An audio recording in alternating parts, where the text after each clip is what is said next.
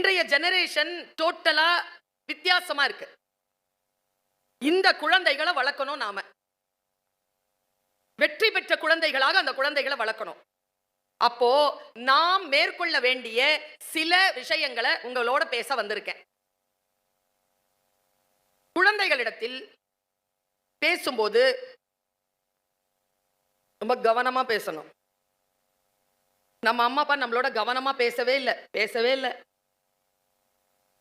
எப்படின்னா, இந்த வைகை புயல் வடிவேலு சார் இருக்கார்ல, அவரை மாதிரி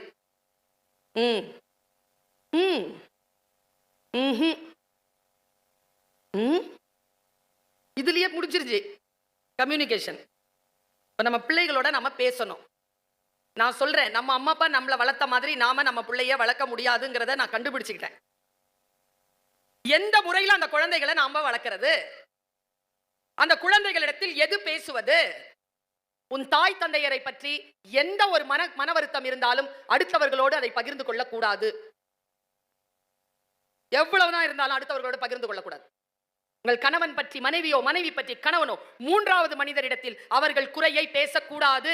பேசினால் என்ன நடக்கும் என்றால், அவர்களுக்கு நம்மிடையில் இருக்கக்கூடிய பாண்டேஜே புரியாது. அவர்கள் அறிவுரை தொடங்குவார்கள். அந்த அறிவுரை நம் வாழ்க்கையை சீரழிக்கும். இல்லை என்றால் அவர்கள் நம்மை பயன்படுத்த தொடங்குவார்கள். சொல்லவே கூடாது. அதே மாதிரி நம்ம கிட்ட எவ்வளவு பணம் இருக்குன்னு யாருக்கும் தெரியக்கூடாது. இருக்கோ இல்லையோ தெரியக்கூடாது. நான் இன்னொரு விஷயமும் சொல்றேன். உங்களுக்கு ஃபீஸ் கட்டவே முடியலையா? உயிரை பணையம் வச்சுட்டீங்க, ஃபீஸ்க்கு காசு இல்லையா? உங்க பையனை கூட்டிட்டு வந்து, உங்க பொண்ணை கூட்டிட்டு வந்து பிரின்சிபல் கிட்ட நிக்காதீங்க. தனியா வாங்க, தனியா வந்து பேசி பாருங்க. அது உங்க பையன் கிட்ட சொல்ல வேண்டிய அவசியம் இல்லை. உங்க பையன் பாஸ் பண்ணி கையில ரேங்க் கார்டு எடுப்பான்ல, ப்ராக்ரஸ் ரிப்போர்ட் எடுப்பான்ல, அந்த அந்த ப்ரமோஷன் கார்டு எடுப்பான்ல, அப்போ சொல்லுங்க, இது நான் கொடுத்த படிப்பு மட்டும் இல்லடா, எஸ்எஸ்வி ஸ்கூல் போட்ட அந்த பணத்தாலும் தானடா நீ இந்த ப்ரமோஷன் வாங்கியிருக்கேன்னு அப்போ சொல்லுங்க. அவனுக்குள்ளாக அப்பொழுது நன்றி உணர்வு மலரும். குழந்தை சைக்காலஜி நமக்கு தெரியறதே இல்லை. குழந்தைகளை நாம் ஏன் கவனிக்க வேண்டும் என்று சொல்கிறேன். என் மனதில் வந்த மிக ஆழமான விஷயம், நம்முடைய இமோஷன், முக்கியமா பெண்களை சொல்றீங்க, திருமணமான பெண்கள், உங்களுடைய மனதில் இருக்கக்கூடிய இமோஷனல் வீக்னஸ் நீங்க ஆணோ பெண்ணோ அடுத்தவர்களிடத்தில் பகிர்ந்து கொள்ளாதீர்கள். அவர்கள் உங்களுக்கு கொடுக்கக்கூடிய அறிவுரைகள் உங்களை பாழாக்கும். இல்லை என்றால் நீங்கள் பயன்படுத்தப்படுவீர்கள். அது உங்களுடைய குடும்பத்திற்கு ஆகாது. இத சொல்ற துணிச்சல் யாருக்குமே கிடையாது, எனக்கு இருக்கு. ஏனென்றால் நான் குடும்பம் என்கின்ற நிறுவனத்தில் நம்பிக்கை கொண்டவள். இன்னொரு விஷயம் சொல்றேன், நான் இந்த தப்பு பண்ணிட்டேன்னு யாருக்கிட்டே டமாரம் போட்டுக்கிட்டே இருக்காதீங்க.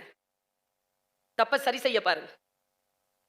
நீங்கள் செய்யக்கூடிய சேரிட்டி இருக்கல, நன்மைகள் இருக்கல, அதை சுமந்துகிட்டே வெளியில சொல்லிக்கிட்டே சுத்தாதீங்க. அது உங்களை பலவீனப்படுத்தும். சொன்ன இந்த விஷயங்கள்லாம் மனசுல வச்சுக்கோங்க. இப்ப நான் சொல்ல போறது கேளுங்க. அம்மா, இனிமேல் நீ வீட்டு வேலைக்கெல்லாம் போவாதம்மா. நான் வீட்டு வேலைக்கு போலனா உனக்கு யாரா ஃபீஸ் கட்டுவா, யாரா சோறு கொடுப்பா? சரிம்மா, நீ இப்ப எங்கம்மா வேலைக்கு போற? நீ உனக்கு தெரியாதடா, அந்த பக்கத்து தெருவில் புதுசா வீடு கட்டிட்டு வந்திருக்காங்களே, அவங்க வீட்டுக்கு தானடா போறேன். இனிமேல் அந்த வீட்டுக்கு வேலைக்கு போவாதம்மா. ஏண்டா? அந்த வீட்டில் இருக்கிற பையன் தாம்மா என் வீட்டில் என்னுடைய கிளாஸ்ல படிக்கிறான். சரி, நான் ஏதாச்சும் சொன்னா, டே வாயை மூடுறான்னு சொல்றாமா என்ன? ஏண்டா அப்படி சொல்றான்? டே உங்க அம்மா என் வீட்டில் தாண்டா வேலை செய்யுது, நான் சாப்பிட்டு போடுற சாக்லேட் பேப்பர்லாம் அதாண்டா பெருக்குது, என் ட்ரெஸ் எல்லாம் அதாண்டா துவைக்குது, நாங்கள் சாப்பிட்டு இருக்கிற பாத்திரத்தெல்லாம் அதாண்டா தேய்க்குது. ஒரு வேலைக்காரியினுடைய பையன் வாயை அடக்கி பேசுடான்னு என்கிட்ட பேசுறாம்மா. நீ அந்த வீட்டுக்கு போவாதம்மா, எனக்கு ஸ்கூல்ல ஒரே மானமா இருக்குதுமா. பையன் டைலாக்.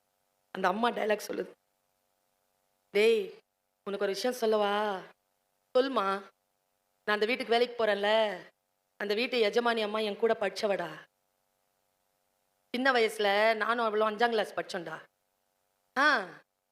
இது எனக்கு சொல்லவே இல்லை. ஆமாண்டா, அவ என்ன இங்க வா இதை பண்ணு, இங்க வா அதை பண்ணு, இது பாத்திரம் தேயி, இது துணி தொய்னு சொல்லும்போது எனக்கு எவ்வளவு கஷ்டமா இருக்கு தெரியுமா?